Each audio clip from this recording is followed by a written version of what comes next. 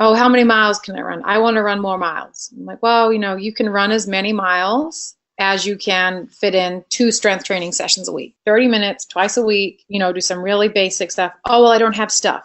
Well, you don't need stuff. You have a body, you have, 100 to 100 or 200, you have this whole body weight, you have this giant mass, use that.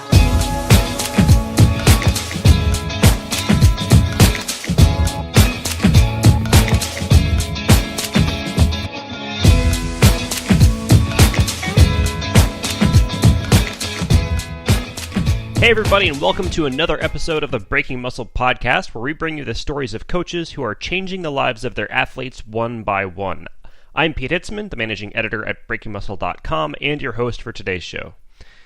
When Rochelle Basil tossed her running shoes to the back of the closet after a collegiate career that nearly broke her, she assumed it was for good. But years later, the marathon came calling, and she had to answer.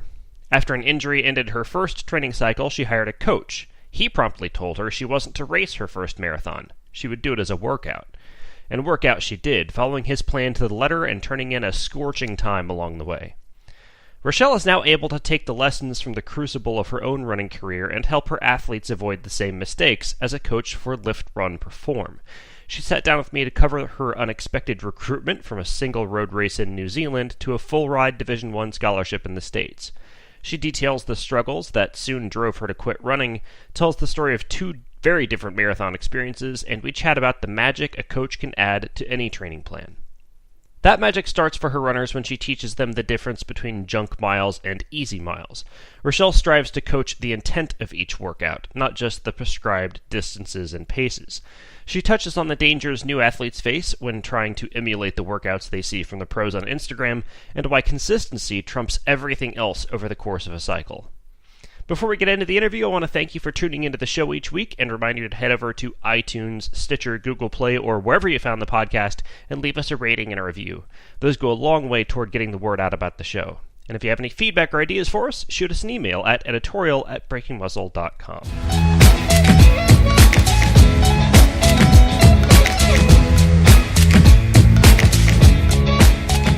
Joining us today on the Breaking Muscle podcast is Rochelle Basil. She is the proud owner of a sub-3 marathon and a running coach for Lift, Run, Perform. Rochelle, thank you for sitting down with us this morning. I'm happy to be here. So you and I met before we met. I was running the half, and you were running your first full at the Indy Monumental Marathon in 2016. And I didn't know who you are, but I saw our mutual friend, your husband, on the course, and I thought, why is Matt watching a marathon? That seems a very un-Matt thing for him to do. Afterward, I found out you were there crushing your debut in the marathon. How did you get into marathoning? That is an excellent question. So I'm sure we'll touch base on this later, but I had a kind of fleeting college career. I'm from New Zealand originally, ran Division I for a while, my freshman through half of my junior year, and then vowed never to run again. We're done. This is terrible. I'm sure everyone's been through this. And then I actually took like 4 or 5 years off. And then it was shortly after Matt and I got married, I wanted to break 4 hours in the marathon, just as an arbitrary goal, and it kind of escalated pretty quickly from there. So why did you come back to running? You obviously, there was a reason, and maybe we'll get to it. There was a reason you tossed the running shoes to the back of the closet after college. Yeah, so I wish I knew. I mean, did you just wake up one day and you were like, you know what, running wasn't that bad? I really did, yeah.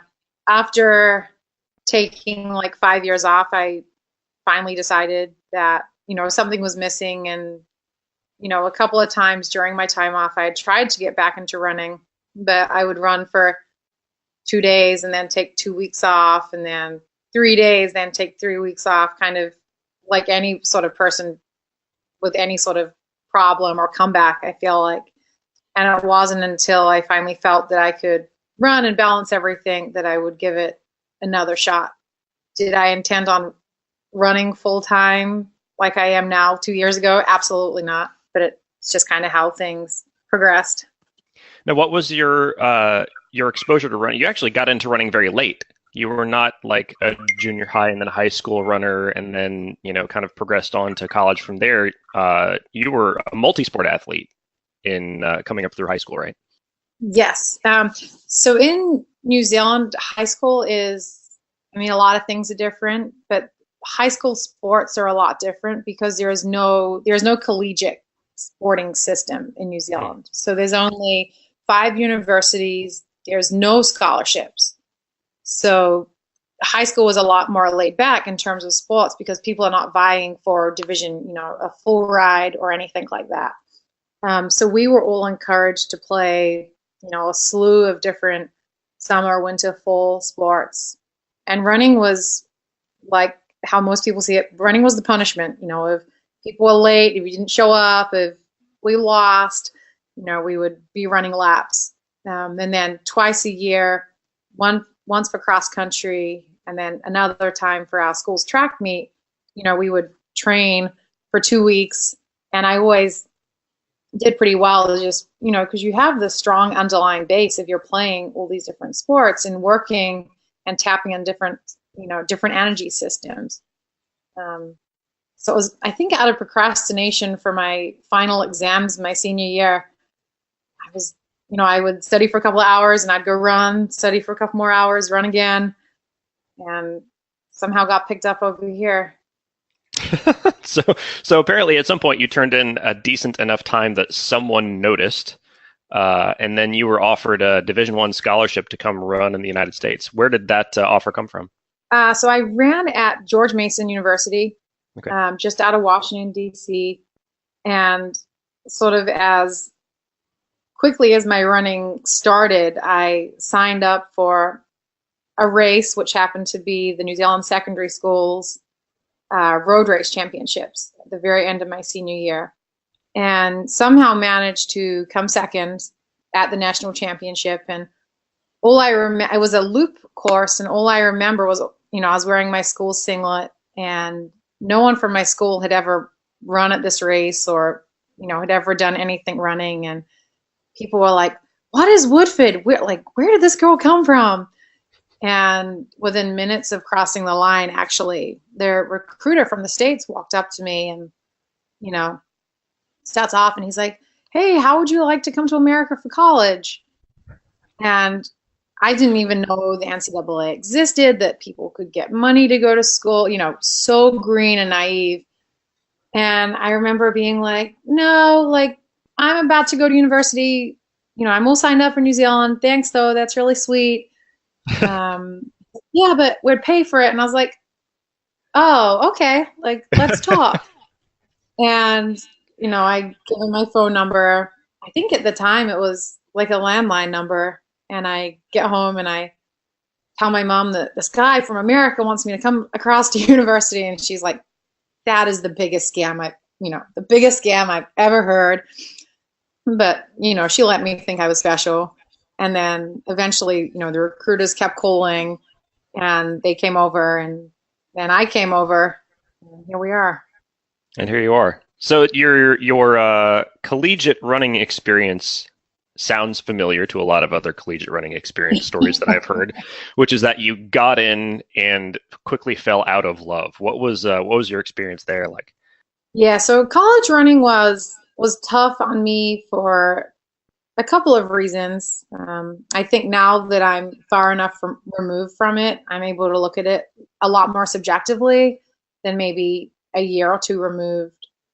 Part of, I guess, the problem of not running in high school was that I never really established sort of good habits and routines in terms of fueling and, laying out my training and, the principles of training that sort of come with distance running. So when I got to college, I quickly found myself sort of, hanging on the end of what everyone else was doing. So if someone was doing this workout, oh, I'll do that, and then add a little bit. Oh, they're eating this after they get done, I'll just eat half of that. Forgetting, of course, I'm almost six feet tall. So my energy requirements are absolutely different to a very petite 5'1", counterpart who's been running for the last 10 years. So I successfully managed to get pretty beat up pretty quick. Some, a lure of stress fractures, dropped a ton of weight pretty quickly, which, I'm sure it's not rocket science, but you tend to run quicker if you're a little lighter or a lot lighter. But the problem is, right, it's not sustainable, and it always catches up with you. So I ended up redshirting sort of alternate seasons. I would eat, not eat, run, get hurt. And eventually I sort of realized that wasn't sustainable. And I, kind of walked away from running and the team just in order to get my own shit together.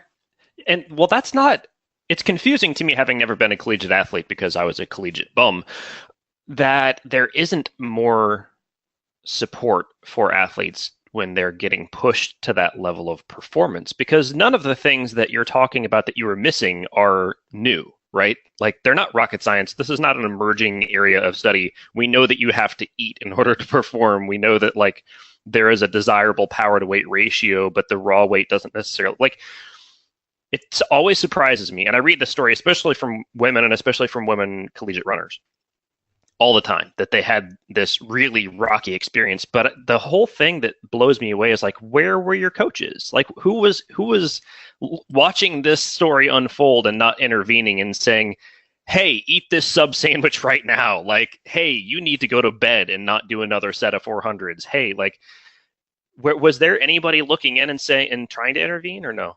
I think it's very hard for people in these sorts of environments, because in any sort of rehab or rehabilitative care or like eating disorder recovery, or even people dealing with any other sort of like mental health issue, people can't be helped unless they want to be helped. And the problem, I think, in the collegiate system is that there is no real incentive for coaches and for these systems to necessarily be concerned about what your life looks like 5-10 years after college. It's a sad reality, but as collegiate athletes, like, you are an investment. You are there to help get new recruits, to help your team place well at various meets. And I think sometimes the long-term picture can get lost sort of in that short 4-year time span. I don't really want to like shit all over the program I was in, but between you and I know there was no one there until it was too late. Well, I don't think that the program you were in is necessarily different than most programs across the country from what I'm reading. I mean, like, even the elite runners who make it, who survive, who perform well at the collegiate level, go on to the Olympics, go on to be Boston Marathon winners and things like that, they don't have an easy time of it. And it just surprises me. It's one of the things that we're kind of working on tangentially at Breaking Muscle is trying to uncover and reform those sorts of flaws in our athletic culture, both for like recreational athletes and looking at things like the NCAA, school athletics, even coming up through grade school, and trying to figure out some common sense changes we can make to stop breaking people and start giving them the skills they need to be successful through the rest of their lives. So you went through all that experience. You said running is dumb. Shoes get chucked to the back of the closet. And then you wake up one day and you say, not only do I want to get back into running, but I'm going to set a goal for a marathon. And you were a shorter distance runner prior to that. So is the marathon is just the allure of the premier event? Is that what kind of drug you into endurance racing?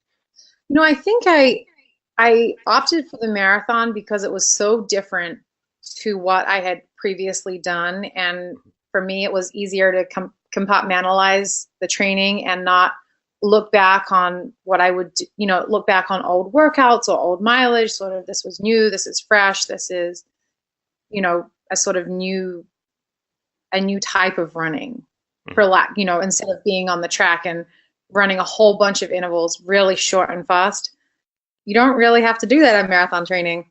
But in terms of sort of the allure of the marathon, it's been interesting because you're not really considered a runner unless you run a marathon. Right. So before I'd run the marathon, we'd be at running races and they're like, oh, what is your marathon PR? And I'm like, oh, well, I haven't run a marathon. They're like, oh, like kind of look at you like, oh, honey, it's okay. And I'm like, no, but I would kick your ass in any other distance. That doesn't make me Right. any less of a runner. And I have a lot of, friends who have been very successful in college who haven't made the step up to the marathon yet, and they deal with the same thing. And these are girls who throw down a 15-minute 5K. Right. It is kind of funny that, well, I mean, all athletic worlds are a little bit judgy in that respect because everyone looks at, a certain element of performance. Like if you're a weightlifter, if you haven't gone to the American Open, then who are you really?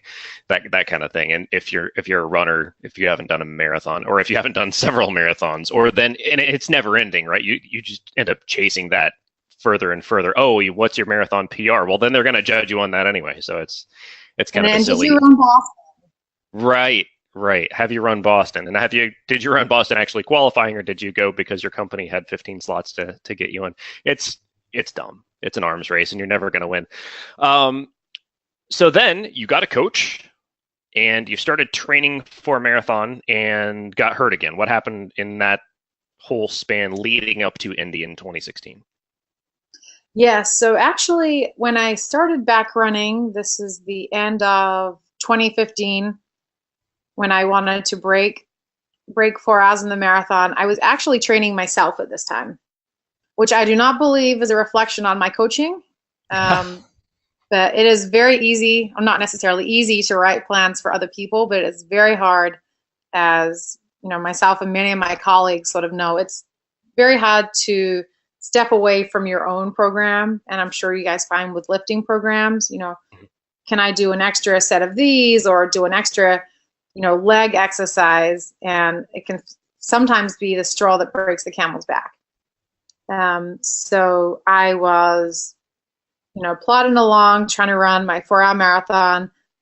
And then, I sort of have a pretty high baseline level of fitness just to begin with anyway. So I could feel that my fitness was coming back somewhat quickly, just because of this, inherent cardiovascular sort of threshold that I have.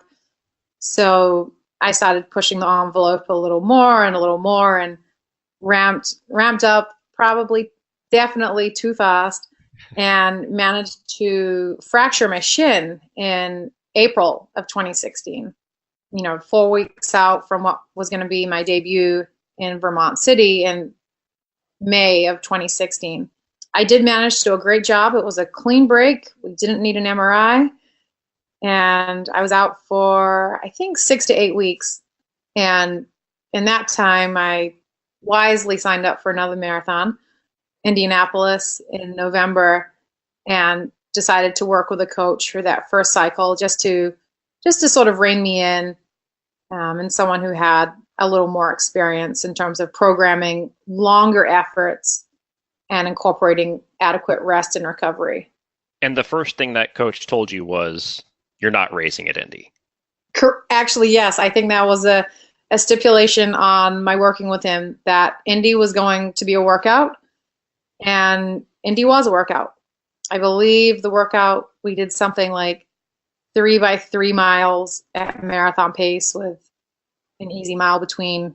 5-mile cool down and a bunch of 3-mile repeats in the middle, which, to say that you did a marathon as a workout to the rest of us mortals sounds completely bonkers. But in the endurance world, that is a thing that happens. It's a long workout. It's not a workout you do very often, but it's a thing. But you turned in, so I'm at Indy running the half and turning in the best race of my life. And I see Matt at mile 9. And I'm like, I know that guy. I haven't seen him in a lot of years, but I know that guy. Meet up with him again after the race, found out that you had run and that you had turned in a very good day. Ran a 2:51. Yeah. So I'm going to put this in perspective. You ran a sub 3-hour marathon as a workout, not a race, in your first marathon. I was that asshole. I'm going to pause for a second and let that sink in for all of our listeners. That's an astonishing performance. But the crucial thing is you came out healthy, feeling good, not injured. All of the things that your coach wanted to happen happened that day. Absolutely. Yeah. I felt, great coming off the long run. I was pretty sore I remember stairs and going to the bathroom being a little tricky for 2 days following, which is normal. I don't think that goes away no matter how many marathons you run. We took an easy week and then kind of went straight, started up, continued along with the training cycle. And I actually kept going until Boston in April. So I was definitely pretty ready for a break by then. Right. And Boston itself was the polar opposite experience to Indy. Indy in 2016 was perfect weather, perfect crowd, very fast course. And then you went to Boston during one of the hottest years on record. Boston was very tough. I'm not sure when I'll return to Boston. I definitely still have some PTSD over that day. I think it was, high to mid 70s, and Boston doesn't start until 10 a.m. because of all the logistics with busing everyone out, 26 miles out of the city. And, maybe I was a little overcooked in terms of, it had been a long cycle. But I really did feel good and ready to race. And we were confident in my goal going in. And we made some adjustments, but obviously not enough. By mile 10, I knew I was done, which when I'm working with my athletes, I'm telling them if you're feeling bad at 14, shit is about to hit the fan. Mm-hmm. And here I am, mile 10, thinking, oh, sweet Jesus. Yep. So by 10, I felt bad, totally, started pumping the brakes. I think by 16, I collapsed 3 times. Beginning at 16, I walked Heartbreak Hill. We have some glorious photos of me walking up the hill. Yeah, I think it was slightly more traumatic for Matt than it was for me because he was at 25 and I ran by him. And I remember seeing him out, the corner of my eye. And by this point, I'm like, whatever, I'm just trying to finish. So I spin around and run back to him. He's like, what the hell are you doing? Stop, keep going. And I'm like, no. And everyone was so confused. And I even saw him run. So not only was he at a marathon, but he was running at a marathon. So maybe you'll get him on the show next. I would love that. That would be a lot of fun. And that's the thing about endurance racing, though, right? It's when you line up for the race, you're never really sure how it's going to go. I mean, you can cross off as many variables as you want. You can eat perfectly. You can taper perfectly. You can have a great training cycle like you did. And, Mother Nature's going to have a say. And sometimes what she has to say is not going to be what you want to hear. I had a very similar, although probably slower experience to you at Columbus in my first marathon in 2015, where I had a race that went entirely according to plan through mile 18 and then had an absolute collapsing disaster right through the end, including collapsing in the finisher chute like 100 yards from the finish line. It was not good. It was very dramatic. They sent the wheelchair out. I told them in as many words to not bring the wheelchair out and staggered across the line, but it was a rough day. But that's the thing for me. That's the thing that keeps me coming back, because it's something to be conquered. It's something to put yourself up against where the variables are not always controlled. It always keeps it interesting. So where did you get hooked up with strength training through all of this?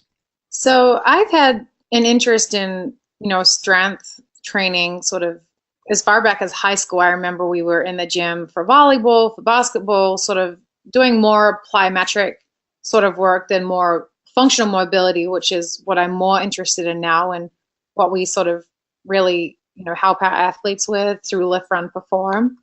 But just through the cycle of, being hurt and not being hurt and being hurt, it's sort of everything comes back to these underlying weaknesses or muscle imbalances that we all have.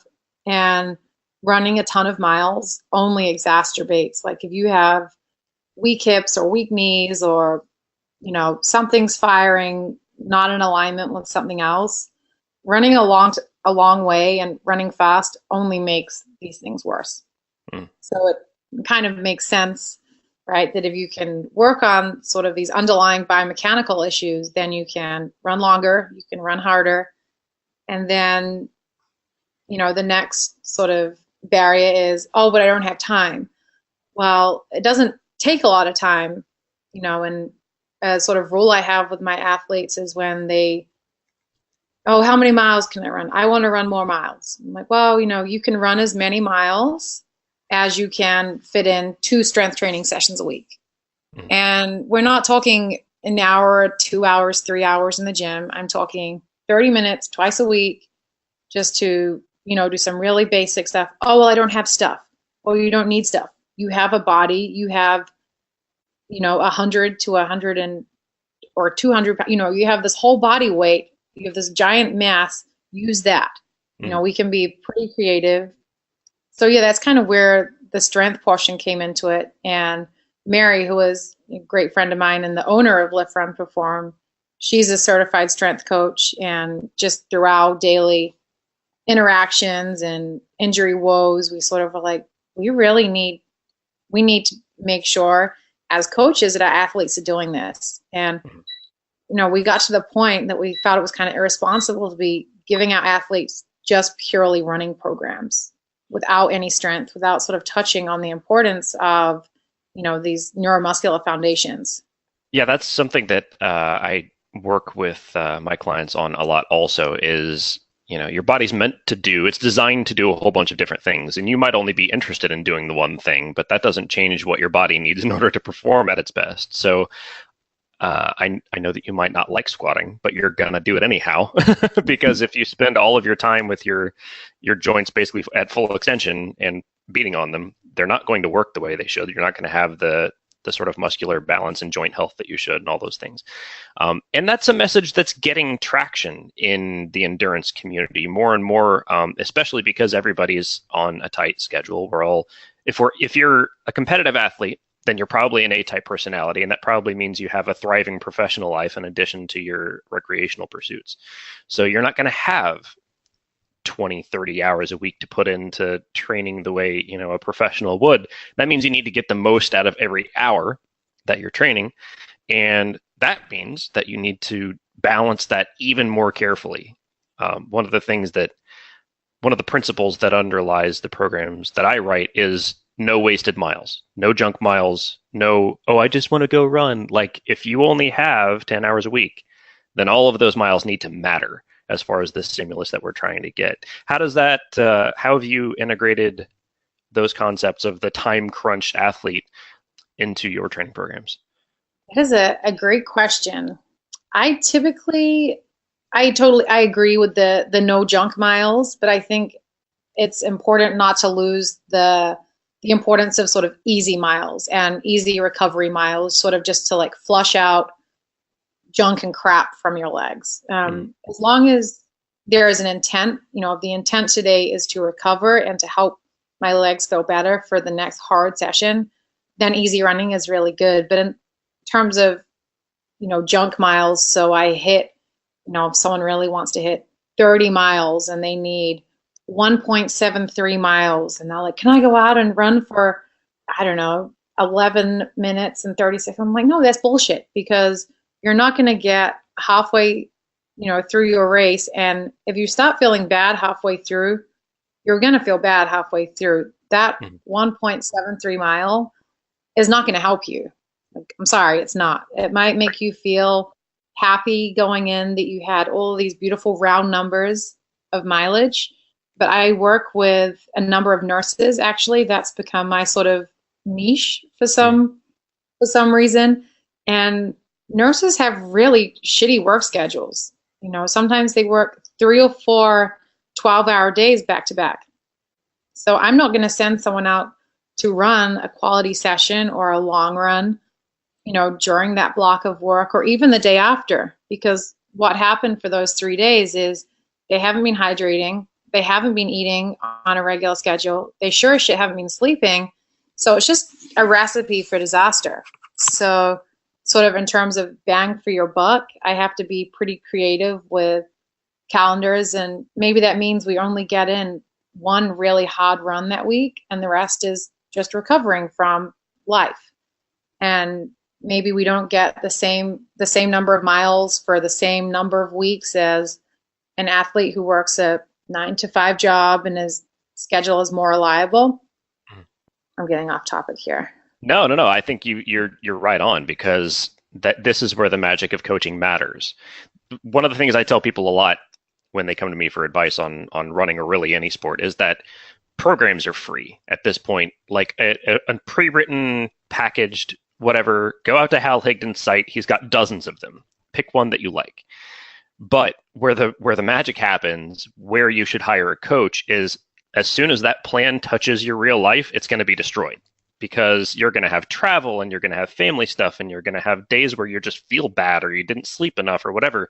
And that's where you need the sort of seasoned advice of a coach to help you interpret the intent of the program, the intent of the plan, mesh that with all the variables in your life, and be able to create workouts, create an outcome, tell you when to throttle back, so that you can still get to where you're trying to go without pushing yourself into a hole, like you and I have both done when trying to coach ourselves, pushing yourself into a hole physiologically and getting injured or being overtrained or not tapering enough, or all those sorts of things. You mentioned something that I think we should dive on a little bit, is that 1.73 miles. I wanted 30 miles this week, coach, and I'm at 26 point something. Can I just go out and go around the block a few times? No, you're not going to.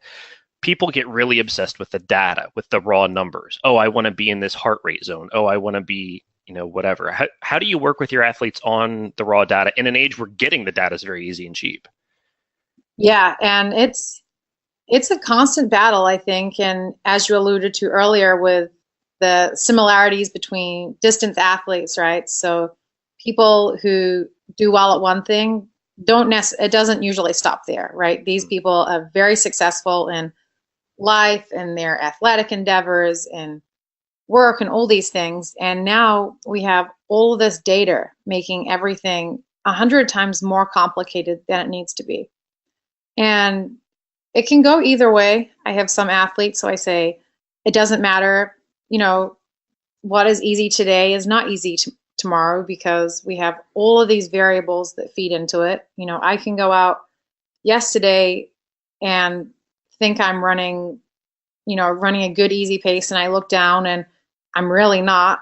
And then tomorrow I can go out and run a minute a mile faster and feel, from a cardiovascular perspective, I feel very similar, but you can feel night and day different. I have some athletes who like to hang on to heart rate data and zones like it's the be all and end all. The problem is a lot of the heart rate monitors are not super accurate. So especially if you're wearing a wrist heart rate monitor, we look at that data, and I tend to look more towards heart rate drift throughout a workout or over time versus what the actual numbers are, unless it's reading like 190 or 180 or in the 200s, and then you're probably dead. So it's, the conversation is moot at that point. But I really try and sort of train my athletes to run by feel. And I try and be very specific with what the intent of the workout is. So I'm not just going to give you 10 by 400s if you're training for a marathon. Yes, you will have that workout, but your first response might be, what the hell? Why am I running 5K pace? And I want to break 3:35 in the marathon.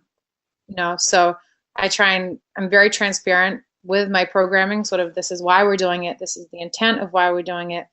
And that's what, that trickles down from the coaching experiences I've had. My coach we touch on different speed systems. We're not just running marathon pace, because to get faster in the marathon, you have to get faster at the short stuff and then transition that speed up.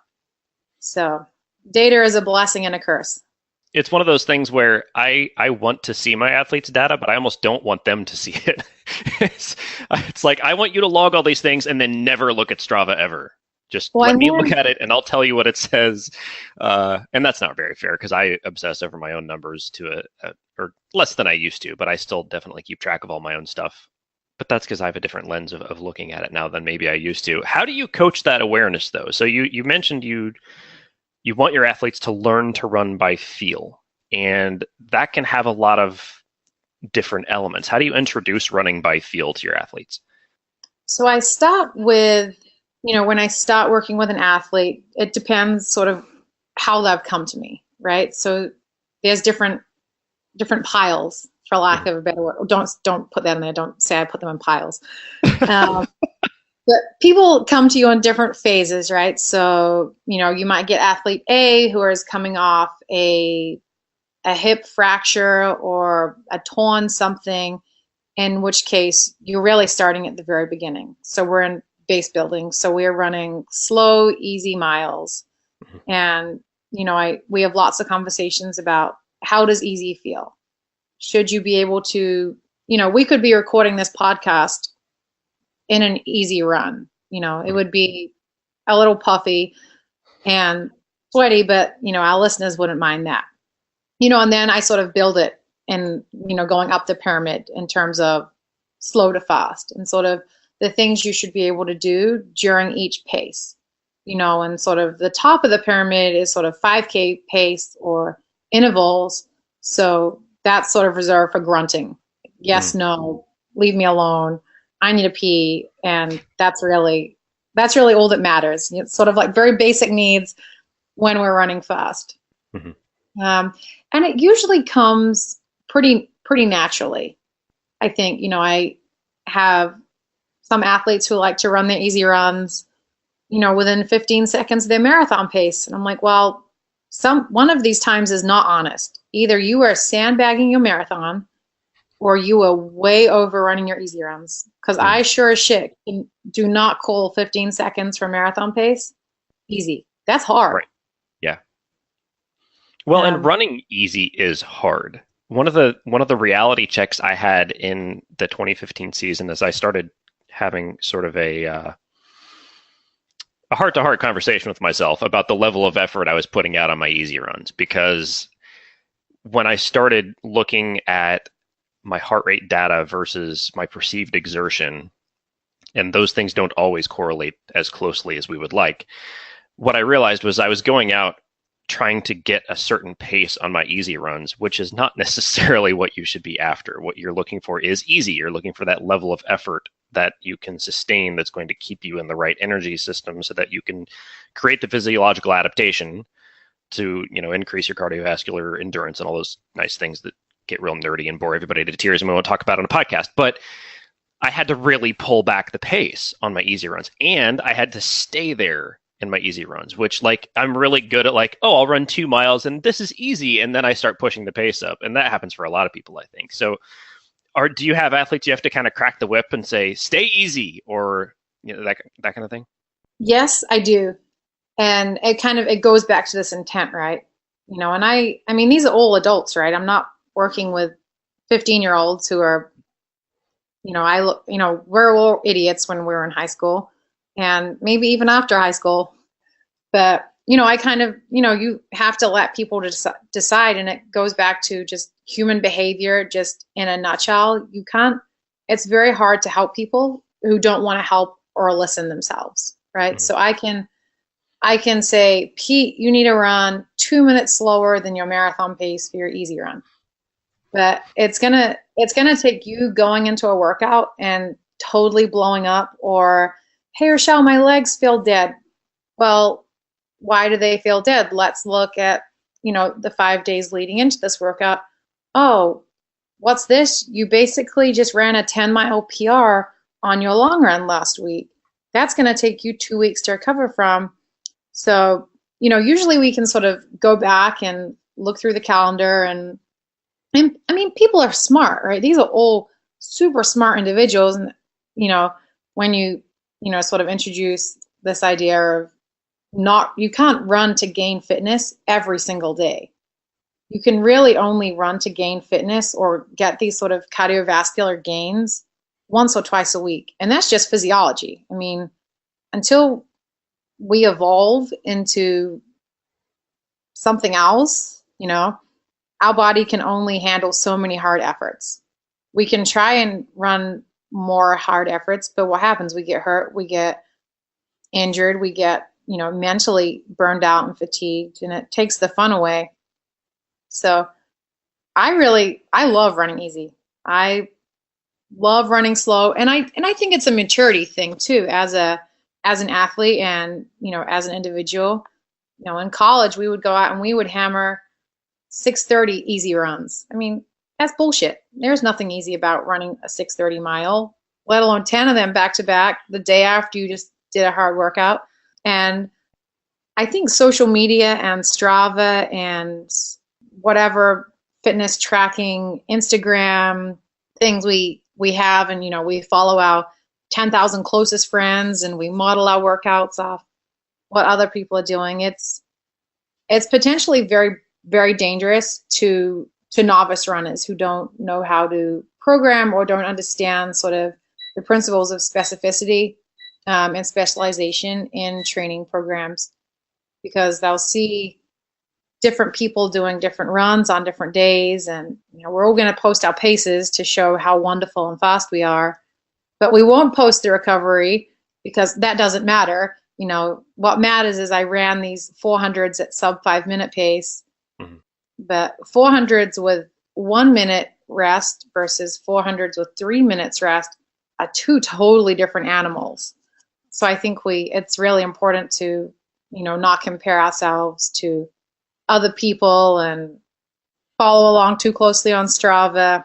Well, and the things that people are putting out there for everyone else to see, Strava is kind of the exception because everything goes on Strava, but the stuff that makes it to our highlight reels of Instagram and Facebook and all those sorts of things, that's not the unsexy work, right? Like, I'm not going to put a 2.5 hour slow run out on Instagram, A, because I can't record that long for an Instagram video, and B, because it's just not fun to watch, man. Like, me plodding down the bike path and then turning around and plodding back for 2 hours is like really, it's fine for me because like you, I make it meditative and I don't listen to music or anything. I just like to be out there, but nobody else wants to watch that. It's boring. So be careful about your models there for sure. Yeah, it's actually, that reminds me, one of my athletes, one of my favorite posts, in general, but she posted at the very end of her marathon training cycle in the spring, the fit snap, or, the time and the mileage. And it was just an easy long run. And she just had a photo of her overlaid, and, her comment was something along the lines of, I'm not posting this because it's sexy or fast or impressive, but because like I have kicked some serious ass this marathon cycle, and this is like the final piece of it. And this easy 16 miles is just as important as a 22-mile long run with 10 miles at marathon pace. And I thought that was kind of cool. And that's an experience thing too. Once you've been in any kind of training for a certain amount of time, you start to recognize things as progress that don't look particularly special to anyone else. Like one of the realizations I had, and I'm not a natural runner, but one of the realizations I had was that any day that I can wake up, put my shoes on, and go run 5 miles is a good day. And I'm kind of at the point where I can do that anytime. Like even if I ran 15 miles yesterday or whatever, I can probably just go out and do it. And it might hurt or whatever, but I'm capable. So yeah, it's those little things that you start to understand over time. And good training is not that the training cycle is not dependent on one workout, right? So as you say, it's this active getting up every day, putting on your shoes and getting out the door. It's not one workout. It's this cumulative sort of piece. And we forget about that too, as coaches and less so as coaches, but as athletes, we want to do these really kick-ass workouts. We want to go out and just nail a tempo run or run really fast for a long time. And I mean, yeah, that's cool. Like running hard workouts, it makes you feel pretty awesome. But the most important thing is this consistency. If I have an athlete who gets out 5 days a week and runs easy versus another athlete who does 2 runs a week, she blows her workout out of the park, is sore for 2 days, work gets in the way the other, and then strings together something on the weekend. Athlete A with this 5 days a week of consistency trumps anything else in running and life, and really, I think anything. It doesn't have to be this big, sexy, crazy program that you're doing. I mean, there's bits of crazy thrown in, don't get me wrong, but it's better for everyone, I think, if we hover around normal and sort of moderation for the most part. Yeah, it's more about what can you do on an ongoing basis rather than what you can do this one time. I'm going to find out what you can do one time, and hopefully Mhm. that happens at the end of your training cycle and in your sort of A level race. But I'm not that interested in PRing your workouts. One of the things that I always crack up about, especially in the weightlifting community, is they're like, "Oh, today I PR'd my, 3 rep hang snatch from the blocks like this long." If you have to put a whole bunch of adjectives in front of it, it's not a PR, bro. Like it's Oh, I just love not. This is also tied into an area of study for you. So you have a master's degree in cognitive behavioral neuroscience, which is a phrase that just raises a whole bunch of question marks for most people, including myself. I know what those words mean independently, but together, what is cognitive behavioral neuroscience?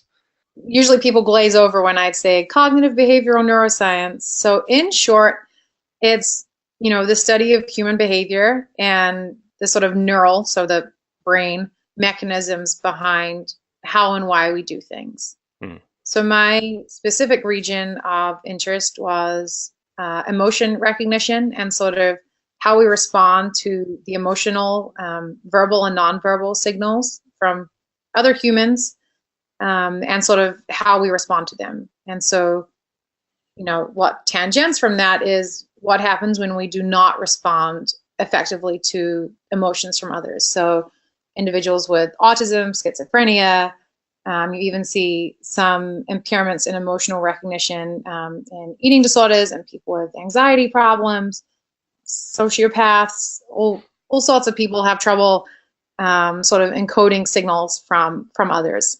So it turns out there is a couple of regions in the brain that are, very important in recognizing emotions, and so that's where I spend a lot of my time. Now, most of that branch of science, necessarily so, tends to focus on the unusual, right? Because those are the things that stand out, and we want to figure out why these things are different than the things we normally see. But I would wager to say that most of the people you coach are not sociopaths. So how, Not that I'm aware of. not that we're aware of anyway. How has your area of academic study sort of influenced your coaching practice? That's a great question. I mean, I'm a scientist by training. Throughout grad school, I have been interested in sort of physiology and adaptation, in terms of training, in terms of load, and sort of adaptation, in terms of, whether it be a aerobic stimulus or, picking something up lots and lots of times over again. I'm, constantly reading sort of the literature and sort of training and training principles and different books. And thankfully, through being, trained as a researcher, my BS filter is pretty good. So when this new article comes up and I don't know, some not super reliable source that says we should do this workout or eat this, I can quickly, brush it aside.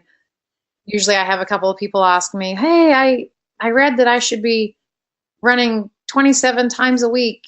And, I'm like, "No, this is why we shouldn't do that." So yeah, it's, exercise physiology has always been an interest of mine. And I, work really hard to sort of keep up to date with that and try and, keep my clients up to date with that too. I was actually sending some articles over to another scientist, a client of mine yesterday. I mentioned, I can't even remember, I mentioned some sort of principle and she's like, "Can you explain that?" And, so we get in this big conversation. I was like, "Oh, I love that, we can talk about, we can nerd out, as scientists about our unrelated fields, because really with research, it doesn't matter what you study, right? It's the research method and sort of how you apply these principles to thinking and investigating different things, whether it be, a sulcus in the brain or, a sea turtle in their ecosystem. Yeah, you definitely use the same. I mean, science is science, and coaching is science because it's, hypothesis, and then you try it, and then you see what happens, and then you try something else if it doesn't work. Mm-hmm. I want to touch on the cognitive behavioral emphasis for a minute, because one of the things that you specifically do at Lift, Run, Perform is coach a lot of women, and you tell them that the biggest thing, or maybe not the biggest thing, but one of the bigger things that they're going to do to improve their running performance is to pick up heavy stuff and put it down a lot of times over again. Most women that I know get into running because they want to get smaller. And here you are, a 6-foot tall runner, telling them that if they want to get better at running or life or accomplish their goals, they don't need to get smaller. They need to put more muscle on their bodies. How can you kind of walk us through that, how that process works? Yeah. And I think it really starts with sort of buy-in, right? Mm-hmm. So if usually people come to us off, some form of social media platform. So they've, seen posts either from myself or Mary or Katie or Kirsten, one of our other coaches. It'll either be about something we're doing or something one of our athletes are doing. And we are always sort of, cognizant to be promoting different parts of sort of training. So whether it be eating or lifting or recovering or running, running's only one of the pillars, right? We have to be, feeding all 4 or however many there are to be successful. So usually once people see that other people are doing it, they become a lot more, eager to be a part of it. And a lot of people just haven't trained, properly in their whole life, So when people start running in their mid-30s to lose some weight, maybe you got through college, eating ramen noodles and, treating your metabolism changes throughout time.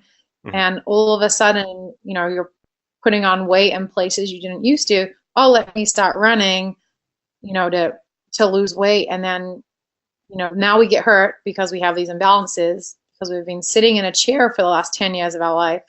But sort of our exposure to lifting has been, that lifting makes us big and lifting means we're going to run slow, or lifting means we have to go to a CrossFit gym and sort of do crazy CrossFit things. And don't get me wrong, CrossFit is great for people whose goals are CrossFit. I don't necessarily think, this might get me in trouble, that CrossFit is necessarily a good workout for endurance runners whose goals are primarily running related. But I think just in terms, society is sort of shifting now. We're getting smarter. The world is getting smaller, for better or worse. But definitely, it's this trickle down effect. Like you look at all of the top marathoners in, the country right now, and now American women are placing and winning at world major marathons, which has never happened before. And you look at these women and they are strong. They are so incredibly powerful. Like their weight to power ratio is like off the charts. And, now they're sort of alluding to the strength routines that they're doing. And so that trickles down all the way through the system from, these women running in the 220s, to the 3-hour marathoners to the 3, and it's only good for running because it's making everyone healthier. It's making people stronger, not just for the time that, we have to run and run fast, but, when we're done running, we need to be able to get up and down off the floor, to play with our dogs or kids or, walk down the steps to get outside. And that to me is sort of the most important piece. Running is great now, but what's next? Some of this touches on healthy goal setting, right? So if you want to qualify for Boston, you can do that without sacrificing your health and vitality for the rest of your life. There is a time and a place to kind of put your body on the line, and the time is the Olympics and the place is wherever it's happening this year. Like if you're not collecting a paycheck or a medal from an international organization, then, my thing is calm the hell down. Let's do this sensibly and, make some incremental gains season over season so that you can keep doing this until you're 60. We had a guy, Ben Rollenhagen, on the show who's an exercise physiologist at Central Michigan. And his thing is the 60-year fitness plan. What can you do this year that's going to get you to 80, not to Boston next year, but to be able to keep doing it as long as you can do it for forever. And for me, that resonates very strongly because I didn't start doing anything until my late 20s. And the result of that, like you say, is that I spent a whole bunch of years sitting in chairs and had a lot of things to overcome to be able to perform at all. So it's a message that's very easy for me to relate, but sometimes less so with people who have been athletic their whole lives. I think a lot of coaches struggle with that minimum effective dose kind of idea that can create a more sustainable path. So how do you work with your athletes to set goals that are reasonable, or to have a calmer, more measured approach to what they want to get done? Yeah, so we definitely, I guess it's, the long game, right? In terms of this 60-year plan. Obviously, we're not asking clients to sign on to a 60-year plan. But commonly, we do have a 2-year plan or a 1-year plan. It's very hard when someone comes to, what are we now, January? Hey, Rochelle, I want to run a marathon in April, and we're going to go balls to the wall now till April, and I'm sitting on the other end sweating like, good God. I'm like, I know nothing about what your training has looked like up until this point. We now have 16 weeks to build a base, to, apply some different principles, touch on different speed systems, and then we have to taper, and then we have to travel and get to the race. And I'm sitting here like, oh, well, I only have 6 months, because then we're moving to Timbuktu, or, I have to have a baby. And I'm like, well, you don't have to do any of these things, but, we really need to figure out, training and marathoning is, again, about consistency. So not consistency between now and April, consistency between this cycle and the spring to the fall, to the next spring, to the fall. And that's something, as an athlete myself, I, sometimes have to pull myself back and think, it's not about May, or it's not about November. It's about, 2 years from now or 4 years from now. And in society, right, we want instant gratification. I don't care that I had a good workout yesterday, because what's next? I broke 3, what's next? Lots of conversations, being real with people, not blowing smoke up people's ass, for lack of a better word. Mary and I are not saleswomen. We work with clients who want to work with us, who have, goals, and they range from, all sorts of things. I have one client who, her goal is to run a 5K by the end of the year. I have others who want to run 5 marathons this year. Do I want to run 5 marathons this year? No. So we start there, and we go back. We work backwards, and we compromise, because it's life. Well, and I think that a lot of people are surprised, or need to realize that sometimes you're going to hire a coach and they're going to tell you no. You hired your first coach and he told you no. He was like, no, you're not going to go try to crush it. Now, you did anyway, but that's a whole separate story that we've already covered. And sometimes no is the best answer you can get from your coach. I've had people come to me like you. They want to have a 12-week plan to go from 0 to a marathon, and I'm like, I'm not writing you that program. It's not that I couldn't write the program, it's that there's no room for error, and there's no room for adaptation, and there's no room for recovery. And so I'm not going to do that to you, because I respect you as a person, and I don't want to see you end up hating the sport. And it's a tough sell, because somebody gets excited about something first. That their enthusiasm leads them coming to you. So they get all excited about a thing and they research it, and they're like, I'm going to go race at the Marine Corps Marathon this year, and I've never run a 5K. And you're like, well, no, you're not. And so you kind of have to rain on their parade a little bit. And that's tough, but that's what they're paying us for, right? And it's hard. I mean, it's hard to say no. As humans, we inherently, we want to please. I'm a recovering people pleaser, and being a coach is great for me, because I've had to get really comfortable with saying to people no. And I don't just say no, and I usually say, I really hate to say this, but I don't think this is a good idea, and here's why. And they're like, okay, yeah, actually that makes great sense. Or you sort of present a couple of options. So sure, we can run this race, but it means that X, Y, and Z is going to happen. And Q might also happen, because you might also get hurt running this race that we're not ready for. So as long as I'm not just saying no and, giving no reason, it seems to be pretty well received. Sort of, I think the biggest thing I find myself saying no to is all these races that people sign up for. People love to sign up for races. They love to spend money going to races. And then obviously, once you pay for a race, you want to get your money out of it. Or I do at least. You want to run hard. So a good compromise is doing a workout in a race. And then on the flip side, not all individuals have the self-control to be in a race environment and say, okay, I'm warming up the first 2 miles of this race, and then I'm going to, undulate between whatever pace and recovery.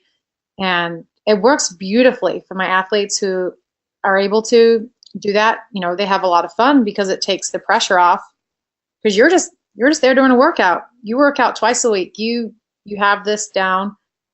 And then I have others who go out and want to race in the race. And that's fine, because next time they present a workout in a race to me, I say, no, because remember what happened last time? And they usually don't ask again.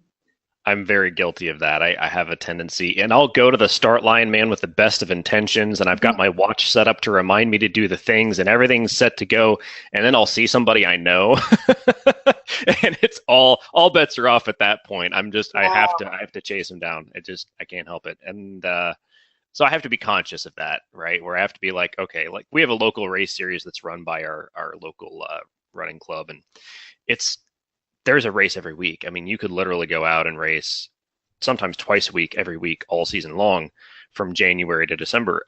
And I know people who do that, and it's not necessarily the best plan, because like you're saying, if you're not going to go out there and treat it like, oh, well, this is just threshold work, or this is just tempo work, or this is mile repeat work, or whatever you're actually trying to work toward, if you just go out and crush yourself over and over and over again, that's not how you create growth. It's usually how you plateau for the foreseeable future. It's usually how you end up in the physical therapist's office with ice on things, yeah, or not worse. Speaking of experience. No, not at all. That's never happened to me. So we've kind of touched on setting everyone else's goals. What goals are you setting for yourself for 2018? My 2018 goals include a yearly mileage PR. So that actually sort of encapsulates a few sub goals. So the main goal is not getting hurt, not taking time off due to injury. So if I can run consistently for 12 months, that should set me up well. We haven't really nailed down future marathon plans at the moment, but I think for the spring, the goal is just to run some fast stuff, sort of taking a leaf from what I preach to all my athletes is sort of, we can't get locked in this marathon grind. If we run marathon after marathon, your body adapts to that like any stimulus. So it's definitely, I had, 3 marathon cycles back to back. So it's definitely time for me to, go back to touch on some speed, maybe try break some college PRs. That's exciting to me. And I'm definitely, in a place where, I think we're ready to sort of find some leg speed again and do it properly and healthily and all these good things. So my goal is kind of just to have fun with running this year. I'm super busy with my athletes, and that really excites me more so than my own running, which is fine. I mean, that, life ebbs and flows, and this year, I'm just going to take my running may take a back seat, but I have a lot of athletes doing really cool things, and they need my energy, I think, more than I do on the roads right now. So that's sort of our goal going forward. Awesome. Do you have, is Mary writing your program for you now or no? No, so I am actually coached by a good friend of mine who also coaches not with Lift Run Perform, Mike Petrina. He's married to a Kiwi, and that's sort of how we met. And he's, a great example in terms of an athlete, in terms of a coach. He's a valuable resource and could sort of model my work off. Perfect. Where can people go to find out more about Lift Run Perform? Obviously, the website is liftrunperform.com, but where should they go to follow you and see what you're doing for 2018? Yeah, so I can be found on Instagram with a very long handle. So if you have a pen, it is at Rochelle Runs, Gracie Sleeps. Gracie is our darling dog. She's a strong force in the Basil household. I'm there. I'm on Twitter at Skeets_tweets. And you can follow us also on Instagram, just at Lift Run Perform. Rochelle, thank you so much for your time this morning. If people want to check it out, like I said, go to liftrunperform.com. They have a whole array of different coaching products and services. If you're looking to run longer, faster, stronger, smarter without getting hurt, that's the place you need to go check out. And you were in the DC area. Do you train anybody personally, like in person?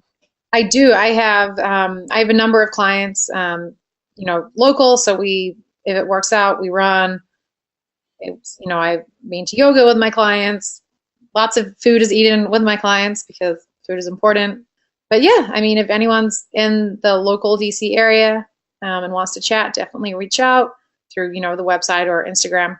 Perfect. Rochelle, thanks again for your time. This has been a lot of fun, and I'll have to catch up with you later in the year and see what you have crushed in the meantime. Thank you so much.